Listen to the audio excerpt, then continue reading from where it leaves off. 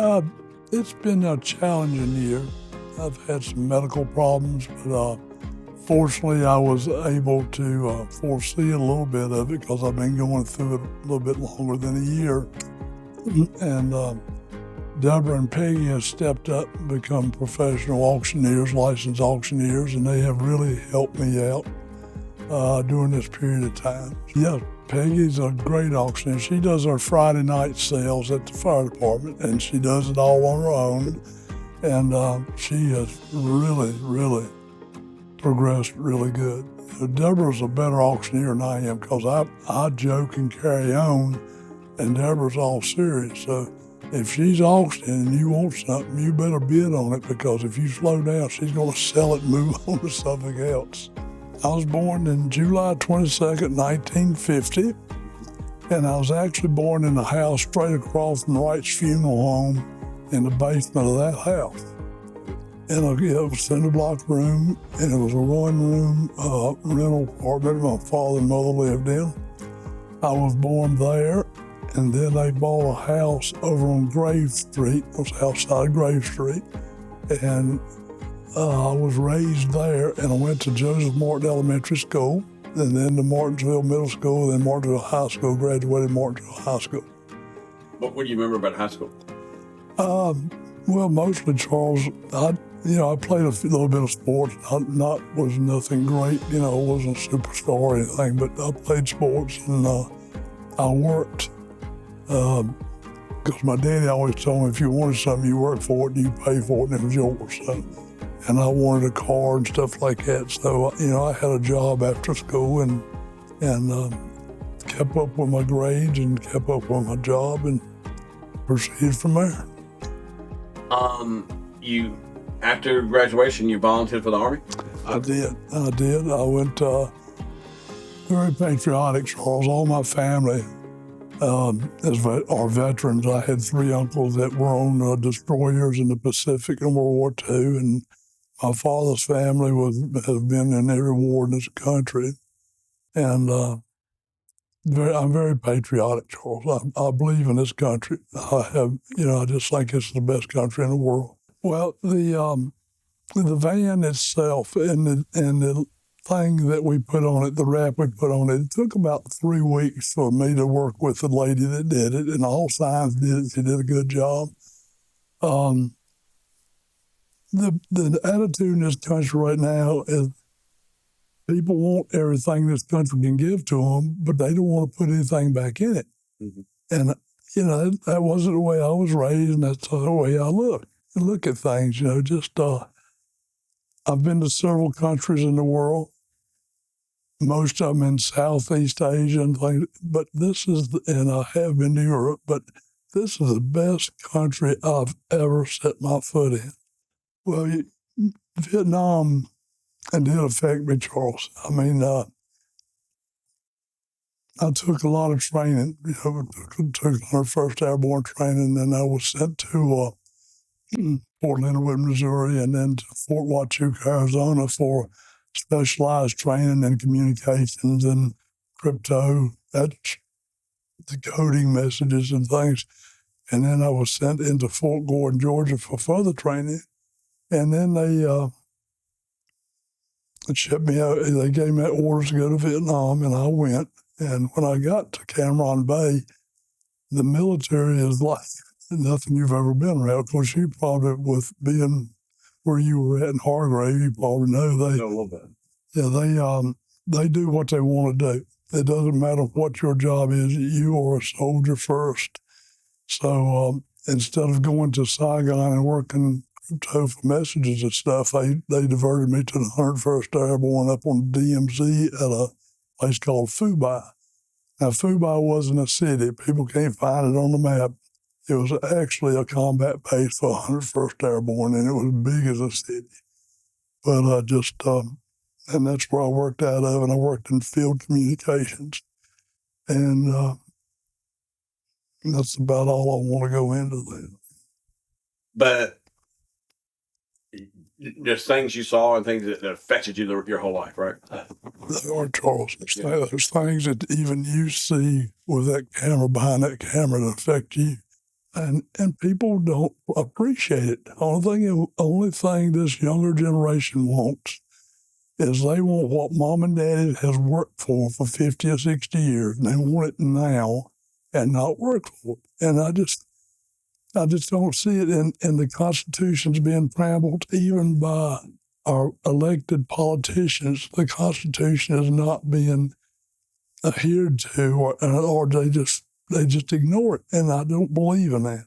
Mom is a good judge of character, and she had told me what a nice person he was, and I think Mom was his biggest cheerleader at that time. Deborah's mom, that's where I actually met Deborah. Well, Jean, she was always looking for a bargain, and she loved jewelry too, and that's what her and Deborah specialized in, with jewelry and glassware, things like that. So Jean would come down and she would buy stuff, and then one day she said, "I got an older daughter I want you to see," and because she buys jewelry too, and I said, "Well, bring her on down, Jean. We'll fix her up." Well, Jean came so many times, and if you knew Jean, you knew Jean Parsons, she would wear you down, buddy. I mean, she loved a deal better than anybody I'd ever seen. In the very beginning, I said, you have to like antiques and you have to love children. And he said, I love them both. He asked her if she ate. And Deborah said, no, I don't. Finally, it dawned on me, she is a pretty girl. Then I found out she was Jean's daughter. So it took me about 3 months to get my courage together. So, were you nervous? God Almighty, Charles, I was shaking like a leaf on a tree. Deborah, tell you what she did when he asked her? I wasn't there, but I know this story by heart because bless his heart. He, for like a long time, I don't know how long, months, he would kind of talk to her because he had a place at Megaflea. And Deborah would go there. She'd want me to go because he was there. She said it like antiques, She'd want me to go. Was she hunting him or was he hunting her? No, he was really hunting her, but I know she wanted him to. I know she saw him and she thought he was nice looking or something. I don't know. She'd want me to go. Oh, come on, Peggy, go with me to see. Okay. But it took Charles so long to ask her out because when she would go there, she wasn't I don't think the nicest to him. Well, we are sisters, but you could tell if I was hitting on you. Well, you can't tell if Deborah's hitting on you or whatever. Well, Charles, when he called, he wanted to take me. He'd mentioned a number of different restaurants, even some in Roanoke. I remember Red Lobster and I believe the Dutch Inn at that time. And I said, no. I said, we'll meet at McDonald's. And there was a hesitation there with him. And he said, McDonald's? I mean, I've been divorced for a long time, and I asked her, she come up to the counter and was looking at stuff, and I just said, I'm going to do it. I just made up my mind I was going to do it. And reenact it for me. What did you do? Well, I was standing there, and I was scared to death, Charles. Just scared to death. I mean, she was that pretty. She's a beautiful woman. And I thought, there ain't no way she's going to go out to eat with me or nothing like that. I just do it. So I walked up to the counter, and the first time I asked her, I said, do you eat? And she looked me dead in the eye, and she said, no. I didn't know what to say. I just turned around and walked off. I didn't know what to say, and then it was probably 6, 7 weeks after that, I was going up River Hill, and this was before cell phones. And she was on the phone right there at Broadview, Texaco. They had a phone box right there, and I thought maybe she had broke down or something, and I didn't know. So I turned around, went back, found out she won't broke down. And we talked a little bit there, and I said, come on by the shop down there Saturday and Sunday, and I'll fix you up or something, So she came down there, and I said, let me rephrase what I asked you before. Would you like to go out and eat with me? And she said, yep, I'll do that. And I said, yes, McDonald's on 220 South. And he said, okay, what time can I pick you up? And I said, you can't. I said, that's great. I said, what time you want me to pick you up? Because, I'd already had these visions of grandeur, the, Red Lobsters and the steak houses and the places in Roanoke and in Greensboro, And she said, you can't pick me up. Okay. So, well, now we're going to go out, so how are we going to? She said, I'm going to meet you. And I said, all right. She said, I will meet you at McDonald's on 220 South. On the first, I guess what you'd call the first encounter or first date. Can you see why that's weird? Maybe so, but I had in my mind, if something didn't work out, then there was no obligation. I could get in my car and come home, and he could do the same. But it worked out great. What? When did you get to first base with? Oh, I couldn't tell you. I can't even remember. I'm telling you, I was scared to death. I'm just, I'm not a player. Right. When did you become like her official boyfriend? I think it sort of just worked its way in there, just, I mean, You know. when did I know? Yeah. I really didn't know because I didn't know who else she was seeing or anything. He was a little nervous, I think, because of my, just my attitude. It wouldn't be. I just, Right. and anyway, we finally wound up talking, and it got to the point where I got more involved in her life. You think you're a little hard to get along with sometimes? A little peculiar? Maybe peculiar would be a good word. I guess I am, I see a lot in black and white. There's a lot of things I don't see a gray area there because there is a difference between right and wrong. And maybe I am a little bit alpha, I guess would be a good way to put it. And her mom and dad, they were great people. They were absolute great people, and they really helped me out because of where I was at in life. I wasn't maybe family oriented or whatever. That's where but they really helped me out, and Deborah really helped me out. And Deborah, coming here with the part with Deborah and her family kind of gave you a family. That's right. Tell me about that. That's right. Well, I had a rough childhood. I'm just going to say I had a rough childhood, and it was a rough area I was growing up in. I grew up in, it was either racing cars or drinking beer, and I didn't like drinking beer. So, but he's a very kind person, and also he was very good looking too. I could show you a picture of Elvis Presley in his military uniform, and I could put it side by side with Charles's, and you could see a similarity there. I remember with his 50th birthday party, I did a cake with Elvis's picture in his uniform on one side and Charles's on the other side. And I remember his mom coming up to me and she said, "Deborah, can I ask you a question?" And I said, "Sure." She said, "Could you tell," and she called him Junior. She said, because he was Charles Edward Williams Jr. And she said, "Could you tell me why you put two pictures of Junior on the one cake?" And I laughed and I said, "Miss Williams," I said, "they're not both of Charles." And then I went and I got the picture on the album of Elvis Presley and I said, "This is the picture on the cake." I tell you how Deborah is. I had about a 25-cent shark's tooth necklace on a leather strap, and then I had a little bracelet ring that I wanted to give Brittany, and it wasn't anything. I mean, it was nothing, nothing, no amount of money, just never would let them have it.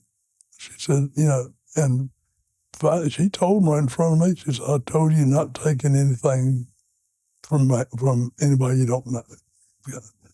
So I worked on her for a couple of weeks, and I just, I more or less just was begging her, just let them have them. The kid, you could tell the kids wanted them, and finally she said, well, y'all go ahead and take it. Well, for whatever reason, I mean, after that, we just had a good relationship going, and I actually got to where I could, I helped Brittany's softball team, and there was a head coach, and I was just helping.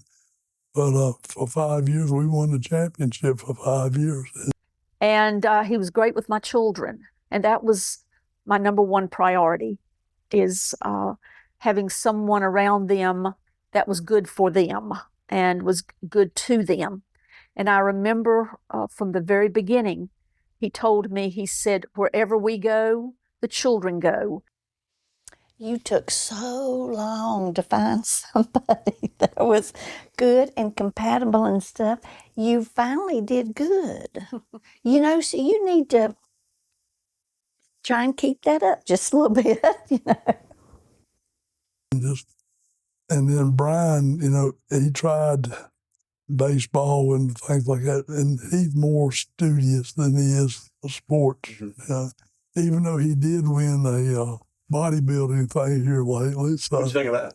Oh, well, I'm proud of it. I mean, because it took dedication. He looks pretty damn good, doesn't he? I'm going to tell you, he's ripped. He is really ripped, and he wants to go into another competition, which is another step up. And there's no doubt in my mind he won't make it, because when he gets involved in something, he is dedicated. Now, he's been a vegan since high school and hasn't deviated from it since high school. A whole lot of people don't.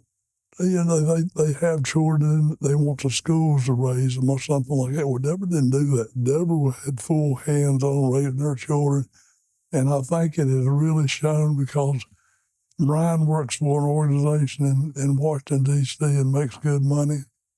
Brittany was a nurse practitioner, and she worked her way up where she was over 5 locations, and finally her husband just told her, I'm making enough money, you can go stay home with the kids. The first time I met Charles was at the flea market. And I guess I met his dog first, because I was a kid. And he had this little Boston Terrier named Stinky. And we'd go to the flea market every weekend. And I would just look forward to seeing Stinky. And that's how I met Charles. And the cute thing about Brittany is, Brittany's got a son and a daughter. Well, the son is just like her brother, Brian, and the daughter's just like her. When you were growing up, did you think she was too tough? Oh, yeah. I mean, what kid doesn't, I think. But yes, she was a strict parent. Did it pay off? But doing okay. So I guess, I was a pretty straight and narrow kid. So I guess it paid off in that respect. She told me you were like the toughest. Oh, she says that, but True. Oh no, I think it depends on how you define tougher. That'd probably be my brother, but I think I was probably the easiest. Brittany is determined that she was the easiest that she was growing up to deal with. Really? Did that shock you? Yeah. Mm-hmm. I always said that Brittany is a lot like me with personality. She has an alpha personality. And so sometimes we would butt heads. Whereas Brian, he would think things through. And usually if I told him something and reasoned with him, he understood. What's the hardest thing putting up with Deborah? Let's be real about it.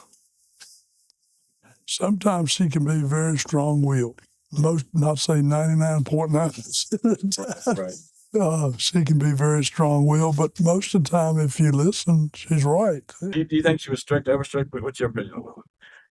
Yeah, I mean, she was really strict. I mean, you know, your perspective on things starts to change a bit, I think, as you start to become the age your parents were. I mean, now I'm well beyond the age that, I mean, when mom was my age, when I was in college, you know, so, but, you know, when I started to get to be the age that she was, when I was little, we're talking about this era, you know, when she was first meeting Charles and stuff. I mean, we're talking, I mean, what, she was in her 30s, mid 30s, maybe.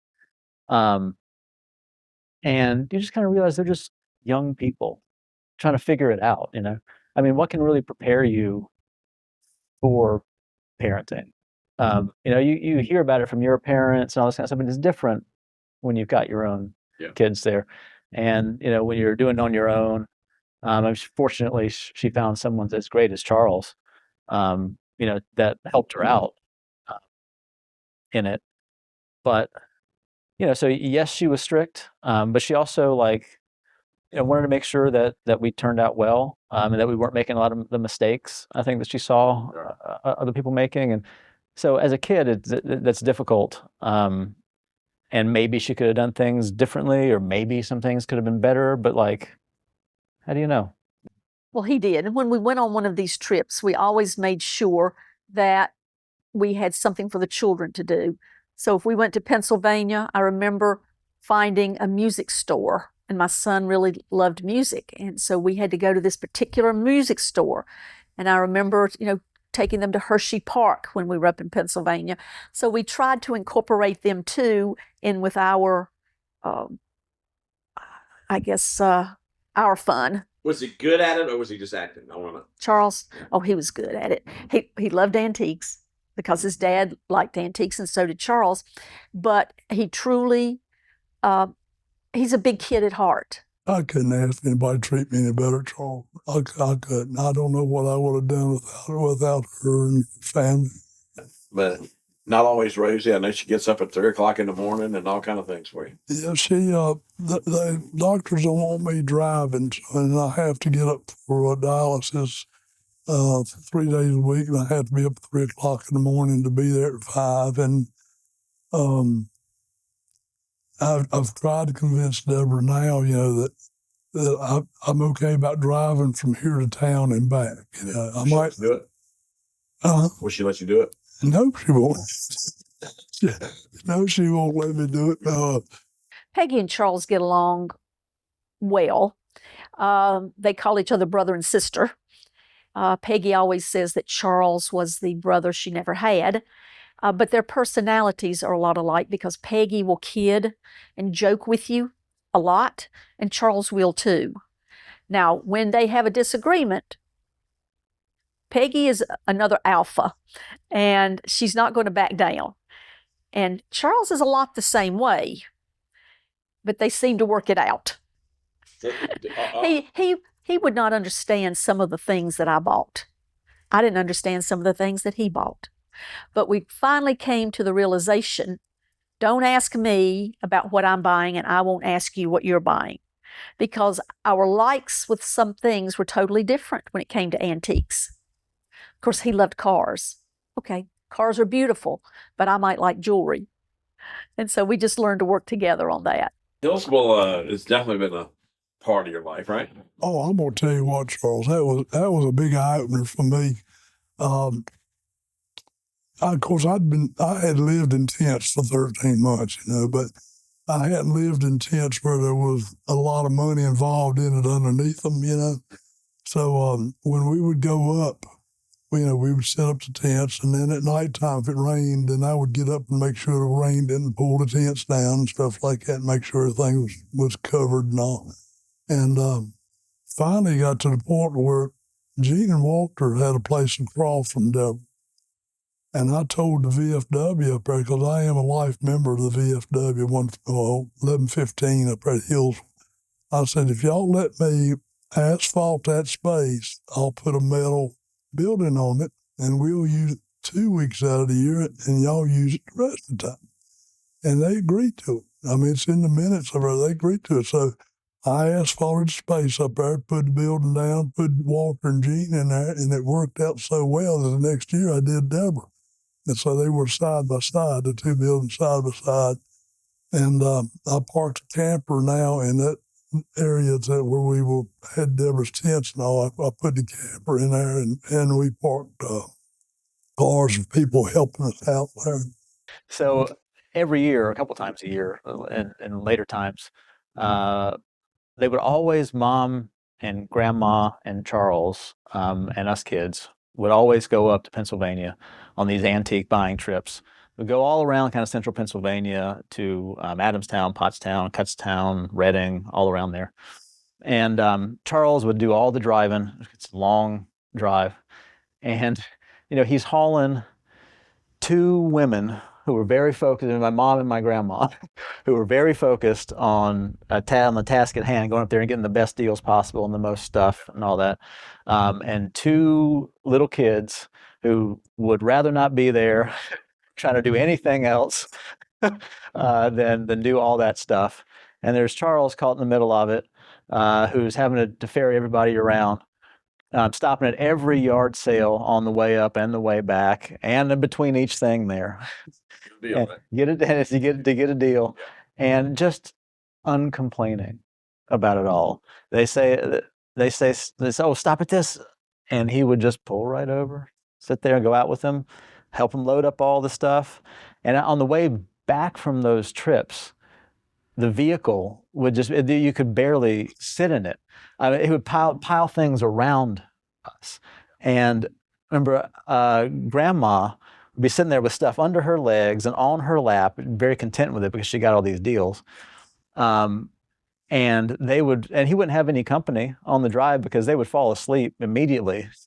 And he would be on this long haul, back in Pennsylvania.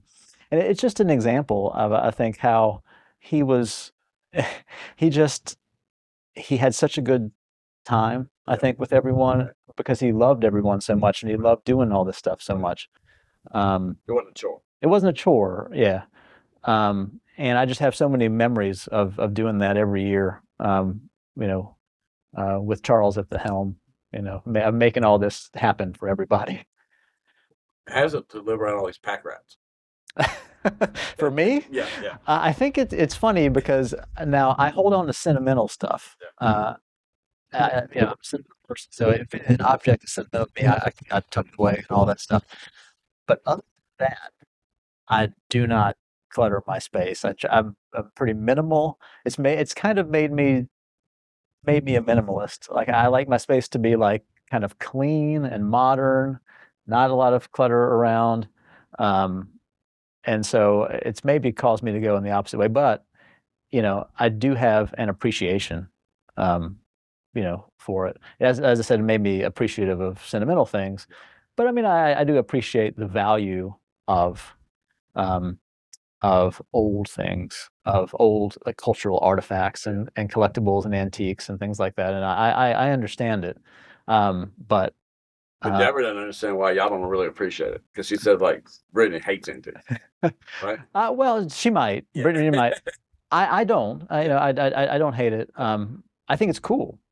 For the family here, it's been like a reunion twice a year, right? Right. Well, see, Gene and Walter were actually one of the original 5 that started it, and they set up out there on asphalt next to the building, and I think Walter had a heat stroke, so they made him a place in the grass area. Yeah. And moved him over there to keep him from coming back. And I think it really hurt. I know it hurt Gene when Walter couldn't go with him. I know, we made sure she had plenty of help, and I got stuff up there and got it out and everything. And I'd get it out, then they would come and they would sort it out and, where they wanted it. But I think when Walter couldn't come, that hurt Gene. But I think when Gene passed, I think it took a little hold out of everybody around there. Because, I mean, you would be surprised that Peggy put a book out like you would sign at a funeral home. And you'd be surprised how many people come around sign that book. I mean, everybody knew it, but she. What do you think about Charles Rourke? I think you're great, bud. Uh-huh. I do. I think you're doing a great job. I've seen you grow. Mm-hmm. I mean, you have really matured a lot over the years as gone. Because it used to be. I thought, man, how in the world do you get by with that? But you have grown your business, which I think is great. I just think this area needs business growing like you do. And I think you bring out things that people don't want brought out, but need to be brought out. I remember one time the lawyer's wife run through a building downtown, was drinking, and had the wrong name on the ticket and all that, and you found all that and brought it out. But you know what? If they were living the right life, they wouldn't have done it to start with. But if they had been an accident, they would give the right name. It has Star News affected you because you've kind of been in the bubble too. Oh man, I tell you what, it just I sold ads for you for a little bit. One of the things that Charles is known for, and I hear that all the time, is his blue eyes. And a lot of people will comment about his blue eyes because they're a different shade of blue. And I remember one of his classmates coming up to him at one of the high school reunions, and they said, where did those blue eyes come from? Who are you? What's your name? Caitlin, Where'd you come from? Florida. There you go. What do you think of Mr. Charles? What do you think about that dude? I love him Tell me why. because this morning when we ate to Biscuitville, he was the one who we met this girl named Izzy, and Papa kept talking to her and talking. Mm-hmm. So tell me what you liked about that.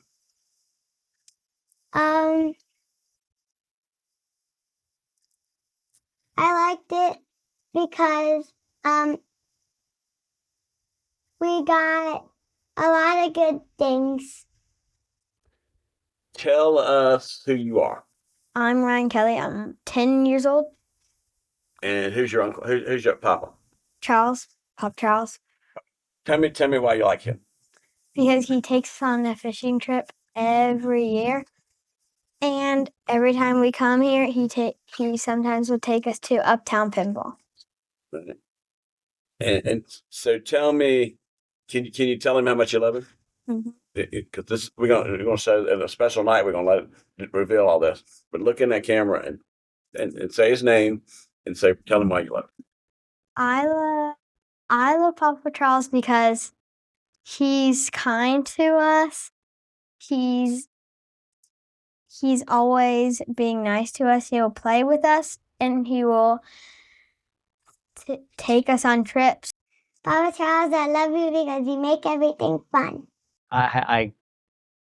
The love that you have shown to us is hard. It's hard to describe. It's hard to calculate. It's hard to imagine that someone coming from the outside, who weren't your biological children, but coming into this family and taking us on, as your own. It's just it's amazing. And I have so many great memories of us all together, and so many great memories of not just the times we've had, but the sincere heart-to-heart conversations that we've had. And it all means the world to me. And I could tell a million stories, but I'm just thankful. And I love you. I love you very much. I think with whenever you're a step parent and you're coming into that role, I think that's probably one of the hardest roles that anybody will have to encounter. Because at the end of the day, the kids, especially at a young age, will always see that person almost as an outsider when you're young. And Charles, when we were kids, we were probably not the easiest stepkids to deal with, my brother and I. But the one thing I want Charles to know is that he has been a man that I have looked up to since I was a child, whether I express that or whether I don't. But I've always thought of him as a father figure, and just a genuinely good person. I think it's rare that you find people that, even to their core, they are like a genuinely good person. And and that's him. He's a rare egg, and we were lucky that we found him and he became a part of our family. Oh, he's very good. There's so many good qualities about Charles. I don't tell him. I'm sure he'll see this, but I don't tell him because that's my job as a sister, not to tell him. But he has a lot of good qualities. He's a God. The first thing, he's a God-fearing man. That is given. He is patriotic. He is honest. He is caring. He will do anything for people if it's honest and within reason. He looks after his community. He looks after his family.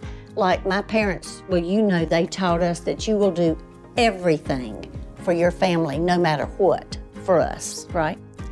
And Charles fits in that perfectly, because it doesn't matter if it's me, Deborah, Brian, Brittany, the babies.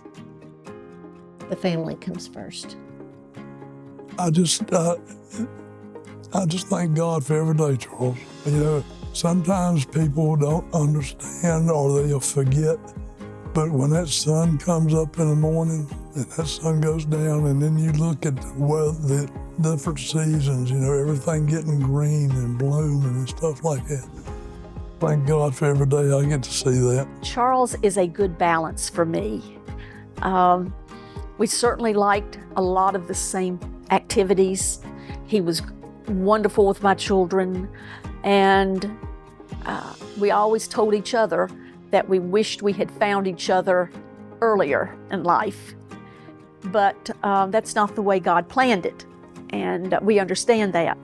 But I think he has been just a very integral part of my life, and I just think I just love him for it. I have not looked at the interviews yet, but I'm sure that I'm probably going to have to help Charles Rourke edit it. Why? Well, just to make sure, I don't even have to answer that question. People are familiar with Charles Rourke, and they know he wants to catch me at something.